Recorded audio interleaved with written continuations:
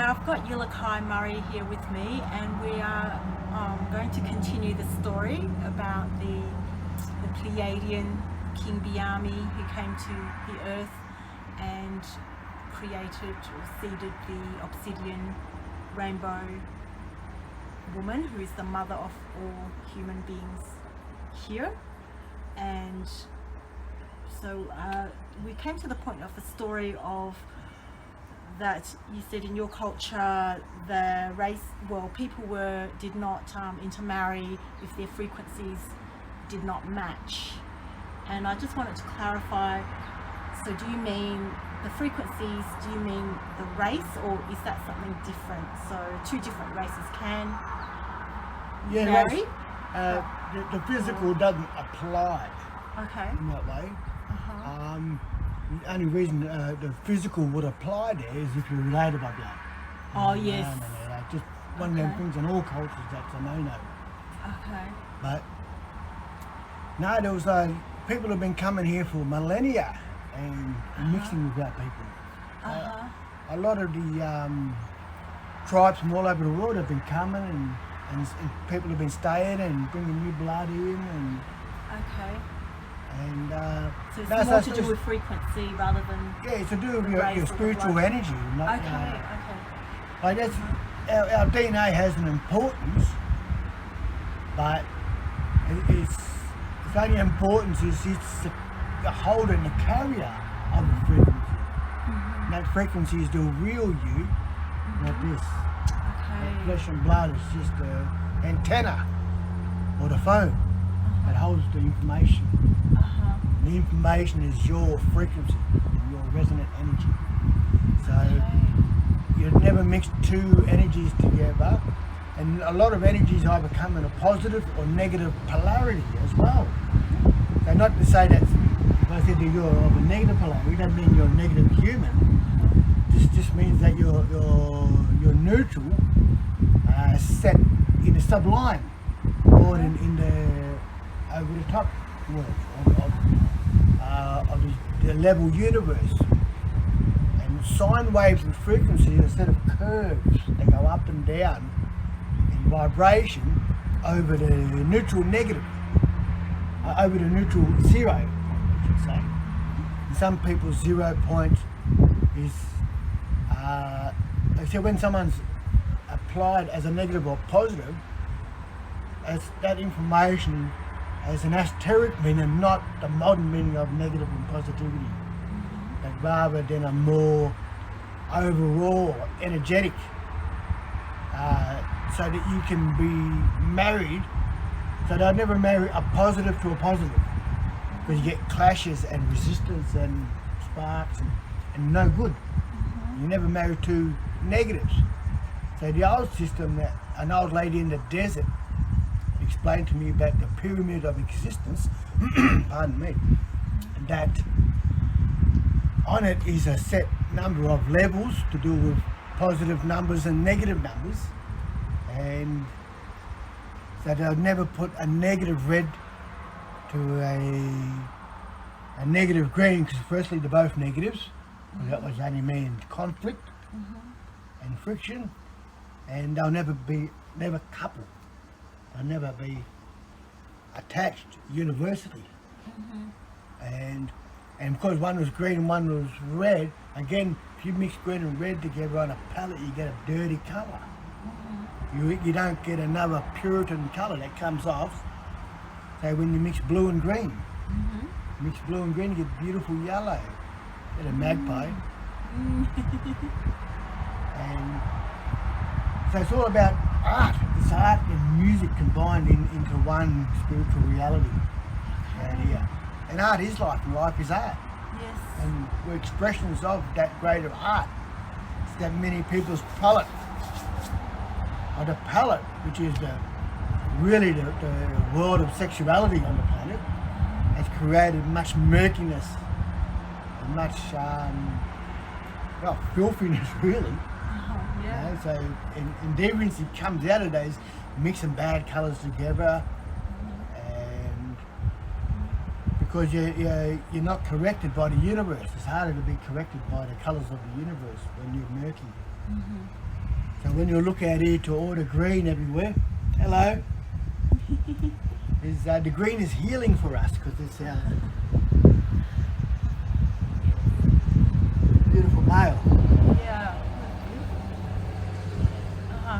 So And- the green. Yeah, the green is very healing. That's our Yes. heart chakra. Okay. And it's just healing to be amongst nature, as opposed to being somewhere where it's drab and grey or not green, not vibrant. Here is vibrancy in nature. You see green and yellow coming together down here. It's beautiful, you know. And look at the blue sky. And like someone asked me, why is the grass green? And someone said, that'll be a mystery that will never be known. I said, nah. I said, you've got a blue sky, you put some blue paint on your palette. What else have we got? You got a yellow sun, right? Put blue and yellow together on a palette, you mix it up, and what do you get? You get green. You get nature. It's a picturesque. It's like a big art studio that creator designed for us. Yeah. Right. So, colours matter. Yes. Just not that colour. Skin colour doesn't matter. Okay. The colour of your spirit. When people Yes. say, do you see colour? I say, yeah, I see red, blue, green. That, but, I don't see black or white. In this country, some of the most evil people I've met have been black people, like Aboriginal people. Right. And they're absolute evil. In our old world, they'd be killed Okay. and taken. And people say, oh, that's murder. I said, no. It wasn't our job to even so much judge them back then, but it was our job to send them back to the universe to be corrected Right. and come back and be born again through the pools or for reincarnation. Okay. Because a lot of tribes are big on incarnation or reincarnation. So going back to the Pleiades,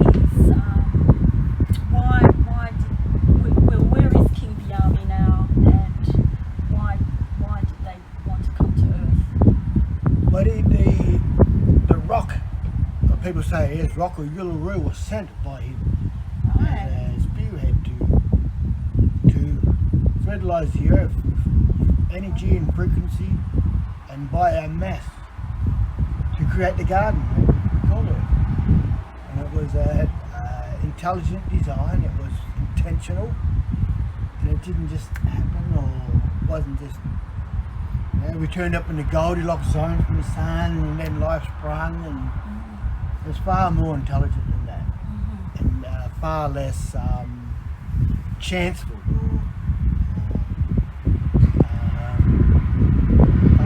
Unintentional. It was all by intent. So it wasn't just random. It was. Yeah, no, there's nothing random with the universe. Do you know much about our relationship with the Pleiades now? But from what we're starting to learn more and more about is Pleiades was a very mixed race constellation. And there were so many different beings living there in harmony with each other that this world could learn a lot from Pleiadian, from our Pleiadian history and creation. Because it wasn't about the only judgment was good and bad, and how you hold your integrity, and that was universal law anywhere, really. And Earth is no different to the greater cosmos. Here is the battle between the light and the dark, and good and bad. And it's an ongoing battle that's been going on for eons and eons out in the cosmos. Yes. So it's just, again, and that's the entities who are coming from an ego-based system. People get rejected. The world want to pay it back, I guess. So it's not all out of ego. Some is out of pain and trauma. I've seen people do things out of pain and trauma. If they're going to be traumatised, they're going to traumatise the rest of the world too. Okay. And I understand that. I understand that. I've told people I'm not going down alone. I'm taking you all with me. Okay. So sometimes, as I older I get, I learn to keep that pain and suffering to myself, and just be as positive to everyone as you possibly can. But you still got to reserve yourself. You still got to have some kind of reservation where you draw the line on what's been said to you, or how it's been said, or why it's been said. Either. Like their intention. What is your intention? Why are you saying these words to me? Yes. Is it to overrule my opinion, or is it to put me down, or is it to lift me up, or to make me feel good or bad? Yes. And people say, oh, none of that. I think, well, what are you talking then? Yeah. Go away. Yes. You know? So we can do that. We're allowed to. We're allowed to protect our spiritual sovereignty in that way. And part of spiritual sovereignty is time. Even though space and time isn't real in the metaphysics or quantum realms, what's real about it is we're here having a 3D experience. And we have to accept our 3D humanness. Like so many people think they're out there in the 5th, 6th, 7th, 13th dimension. I met a lady at the market who reckons she's in the 13th dimension. Right.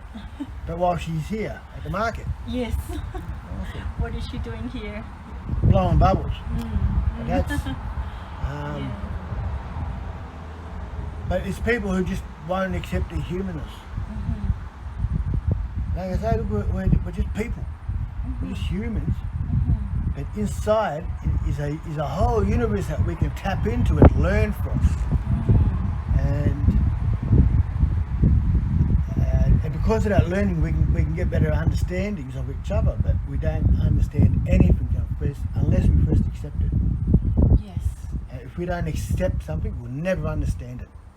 And when I realised people don't understand something, I said, no, you've lost your right to speak to me about it. You can't speak to me about something you don't understand, because you need to go and accept it. She said, I won't accept it, they reckon. I said, well, you're never understanding. Yes. I've accepted all things, and bad things, good things, wrong things, right things in my life. And as the observer, because I got taught by my teachers to accept it as the world for what it is. And then you'll have a better understanding.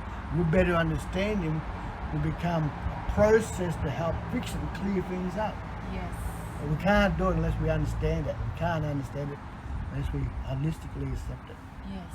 So we have to accept it first. Yeah, everything And then for what we it is. understand it. Yes. Yeah. Because if you don't accept it, you can't really talk about it with understanding. No, you just echoing someone else's ideas. Yes. Yeah. Become a parrot. Totally. Yes. Really? I tell people today, like, and I've had the debacle with a lot of Christian people, and I find a lot of them to be very beautiful people, but some are a little bit fundamental and take literal the words. When I've asked some Christians, do you believe in dragons? Oh, no. So why is the Bible full of dragon terminology? What about, do you believe in aliens? Oh, no, but there's aliens mentioned in the Bible.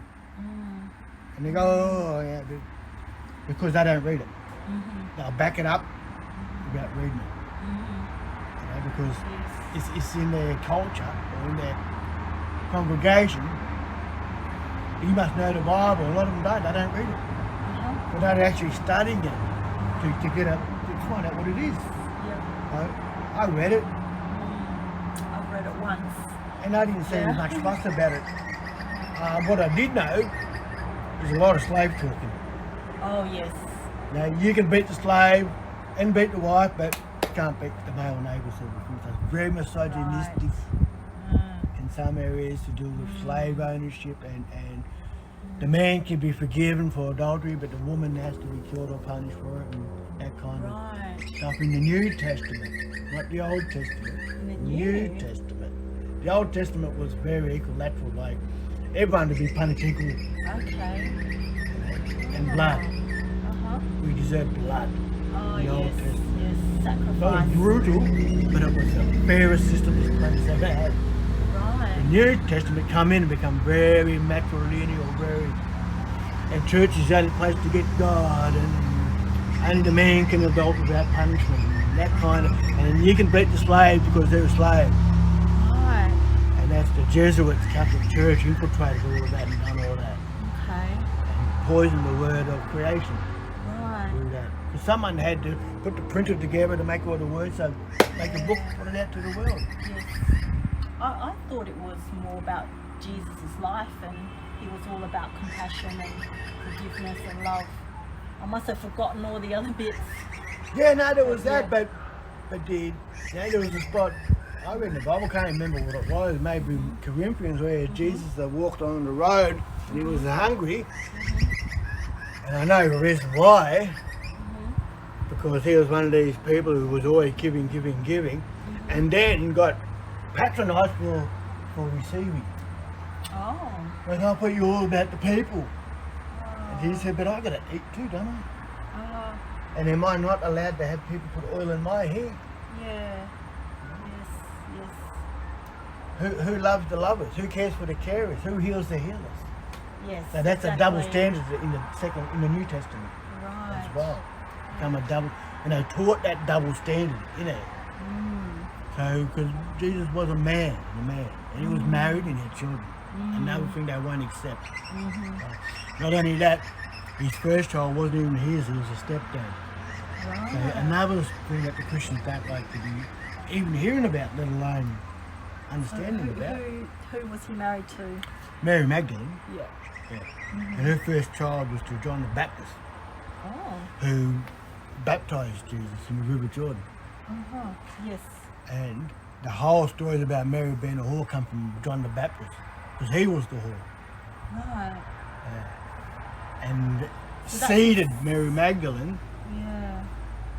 and I don't say Jesus or Yeshua or any day name, I just call him Christ. Christ had gone to the river and said, John, what's going on? You've got to be responsible for your seed. And you seeded that woman, you got to, she's a whore, this and all that. And apparently, I punched up John the Baptist in the river. And said, well, that's my wife you're going to be talking about. I'll take your child and make it my own. And Mary will be my wife. And I'll not have you speak of it in that manner. Wow. And after they had 5 children together. Okay. And after the fifth was born, it was around the same time they went after him and killed him. And she escaped, and they took her food to, apparently in France, was where the bloodline settled. The Meridian? Is that the Meridian? I'm not sure. The Merindians. Merindian, is it? I know there was a cave that it had a lot of knowledge about. The Dead Sea Scrolls? No, about a clay, these clay pots that were sealed completely. Yeah. And when they x-rayed them, in there was a birth certificate of the children from the Roman, well, it wasn't the Roman Catholic Church at the time, but one of the churches out of Rome at that time. And the marriage certificate and the birth certificates were in those clay pots. The marriage certificate from Jesus and Mary. Magdalene. Wow. Where did you find out about this? This because there's stuff. It's very hard to say without implicating others. Okay. Too. You want to keep it confidential? Yes, for now. Yeah, Yeah. for now. Okay. Do you know much more about Mary Magdalene Well, and Christ? yeah. Well, Mary, these days, and even in the ufology community, she's become the Mary, not the mother of Christ, who is Mary as well, Joseph and Mary. Is there anything else we need to talk about the Jesus story, or is that finished? No, that'll be finished. That's finished, yes, okay. We were talking about the spirit world, how everything is connected. How can we, I guess, build a better relationship with this spirit world, and, is that an essential? Is that something that can really benefit us if we were to try and develop more of a relationship with spirit? a lot of people, even the common folk now out there in the modern mass world, a lot of people are getting the understanding of spirit world more and more. And a lot of guardian talk coming through, and people do angel guardian talk and a lot of angelic stuff. But a lot of the guardians we have is actually our own bloodline ancestors who know us the best. Okay. And they're our bridge to the spirit world is our guardians, because they've come back from the spirit world to be our guardians. So we're always in touch with the spirit world, and like I said, when we say spirit world, we mean everything that isn't just 3D reality. So multi-dimensional beings, creator beings, dark beings, all beings, aliens, everything is spirit talk. And spirit talk encompasses all things. Like the Native Americans have the Great Spirit in the sky stories, and he's the creator. Okay. But I think one of the main ways is to correct yourself. If you correct your humility, your ego levels, make more important decisions out of the heart, and not just think it, you got to practice it, even with the public, like with that couple there before. I practiced something that I've been taught to talk about and act in a way, but none of it means anything if we don't act on it, if we don't pick up the homeless person and see if they're okay, if we don't give a couple of dollars to the poor person, we're not actually practicing our spirituality. It means nothing. Or you become self-deluded within yourself, and actually not disconnect from the world around you then, and that becomes an issue, I think, for you and the people around you, society. Okay. So practicing it in our everyday life, and to ensure the connection, as well as, I guess, that develops our own spiritual development. Yeah, an experience. An experience, It's like having an experience, sometimes you might help someone who really doesn't want your help. So you got to be humble enough to say, okay, yeah, it's cool, Okay. chill. Instead of trying to enforce your help. Yes. You should be taking this because you need it, and I'm here to help, and blah, blah, blah. Exactly. And that's ego. Yeah. Some people don't want your help, and you've got to be humble enough. Yeah. Sorry, I didn't mean to offend. And then go about your business. Let them go about their business, and just keep an eye out for opportunities to do heart-right actions. No matter what it is, it just comes from the heart, and you can do something. It doesn't have to always be like a giving of money. It may be just a, hey, are you okay, brother or sister? Do you want to talk? Do you need an ear? That's not going to go anywhere else. Sometimes people need to purge their crap because they're not getting it. They're not getting an opportunity to speak that what's happening to them outwards, unless they've been locked up in a psych ward or in prison or somewhere where humans aren't naturally meant to be. So, giving people opportunity to express themselves freely, but more in a discretional manner. Doesn't have to be out in the public all the time. You might be a quiet place and where someone needs to talk and tell you stuff. And I've had people tell me the most horrible, horrible things. I said I would listen, and I did. And they needed someone to tell that information to, and some of it's just a sad indictment on planet Earth, like, or history. And I mean modern history. And what these men had done, or had done to them, like them personally. And that was, some of that was very, a trauma, not so much traumatizing for me, but it was an experience that led me on to having a resistance to hearing that kind of information. very dark information coming out of people's mouths. And I know that they're good people who got, for whatever reason, ended up in a very dark place doing very dark things. Yes. There's always a story you can backtrack. Yes. I don't think anyone is born, Evil. Evil, yeah. There's always No, I a don't story. believe so either. Yeah. But like one man who stood next to me told me how he killed children. Okay. Simple as that. But it was war. It was Vietnam War. And it was the Aussie troops were made to do shooting of when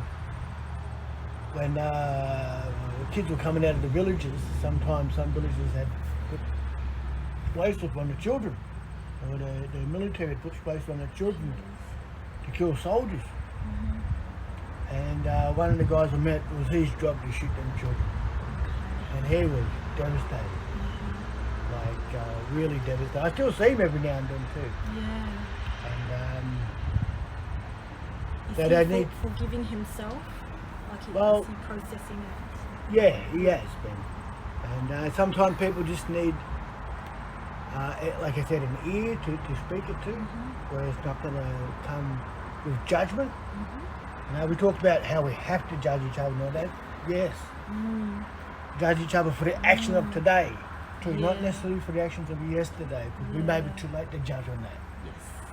And we've got to be quick and judge an action while it's fresh, while the energy's still fresh around us. That's when we've got the most judgmental power. Okay. The longer we leave it, that power dissipates, and we sort of don't have, we lose the right to judge over time, I believe, Right. to a degree. Yeah. Yeah. Yeah. But if those crimes against humanity are ongoing, like today, it's very hard to find out who the mongrels are ruining our world, because they're so clever, the darkness is so smart, we'll never know. Because they've got too many minions working for them. So we may never know who some of these beings are. Humans, maybe, but beings, definitely. There's some kind of intelligent assault against humanity and the planet herself. Do you think eventually they will feel guilty? Eventually, sometime down the track? Do you think eventually it catches up with them? So the people that did horrendous things, guilt will come into it eventually? With most, yeah. Yeah. So even if they are so-called psychopaths, eventually, because they've got a soul, would they feel guilty, do you think? Yeah. It's I've seen it. That beautiful old couple I was talking to before. Yeah. I told them a story how I was forced onto the back of a truck into a certain area that had contained people. Oh. Right? And the man sitting across from me had swastikas tattooed all over his face, like blood streaming down his face. Swastikas all over him. He was a big man with crazy eyes, and our knees were nearly touching.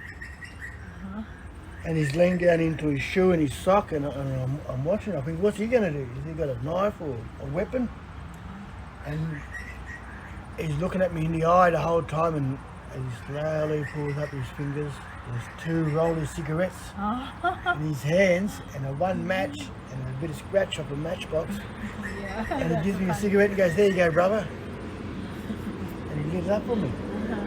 And that experience at the age of 23 helped me look inside the man that everyone saw was a crazy Nazi.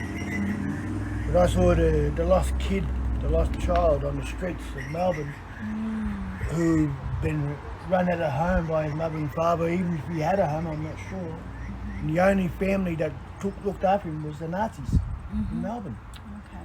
And that was his family that took him in. Yeah. And so I didn't see a neo-Nazi. Okay. I saw a traumatized child. Yes. And that was that event that helped me see that. Okay.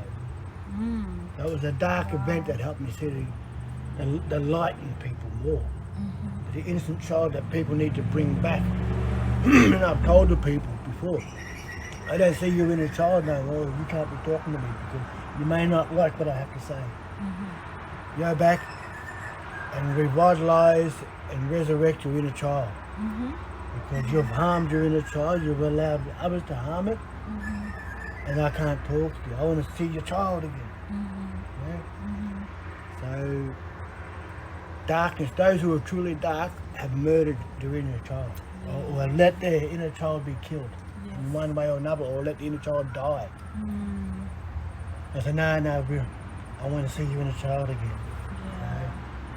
Go home and then find out what happened. And guardians can help with that too. Getting over trauma in this 3D world. And this world is traumatic for people. It is. You know, even for privileged people it can be traumatic. I've met people who are overprivileged, and their trauma comes from being overprivileged. Because they lack what I was talking about. And I said, you've been through hell and this, and you're still this. You know, I had it easy, you know, and that was trauma to them. No, I felt sorry for them. You know? And it's weird for someone who's been through what I've been through with and been very poor the whole process, having these feelings of sorriness for someone who had it all. Yes. But, I feel so bad. Yeah, it's all right, brother, you know. And again, it doesn't matter where people come from. You know, spirits can be easily traumatized, and the heart can be easily traumatized, and the inner child can easily die from that trauma. Unless we learn how to see the world for what it is and accept it, and then we can come to understand it. Comes that 3-step process: acceptance, understanding, and then action. We can act on that understanding. So process, acceptance, and understanding. Yep, and then action. And action. Great. Yeah, action upon the understanding. I think that would be a really good place to end. Yeah. Yeah. And so you'll be talking on the 21st of March in the East Melbourne Library at the Ghostbusters of Australia conference. So you'll be talking about spirits' interaction with the 3D world, so with us. Yeah, multi-dimensional reality and spirituals, reality, and ancient, more, yes. ancient spirits, as to even maybe future spirits as well among us that people don't really understand. But and maybe a short question and answer time with members of the public. And I hope to see you there. Yes, please come because Uluki will be more accessible that night, and who knows when he can do another conference. So do take this opportunity to come and meet him. Thank you. Bye. Bye. Thanks, Uluki. Nah, it's good.